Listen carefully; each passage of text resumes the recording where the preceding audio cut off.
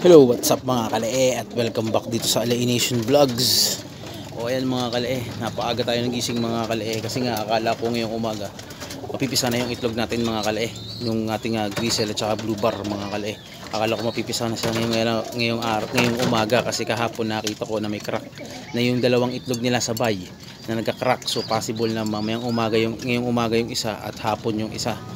Siguro naman hapon yung isa, kinabukasan ng hapon yung isa. Yun yung mga possible na mangyari. Kaya naman eto, titingnan natin yung itlog niya mga kalae. So ito na lang yung yung gagawin natin. Hindi natin sila i-disturb masyado o hindi natin sila aablahin masyado. Tingnan nyo naman ginagawa nito. Tapang. Tingnan mo, dito ka. Labanan mo. Sige, labanan mo. Kagatin mo. So ayan mga kalae. Yan makikita nyo may crack na yung dalawang itlog natin mga kalae. Kaya naman dito ko natatapusin to. Bye bye.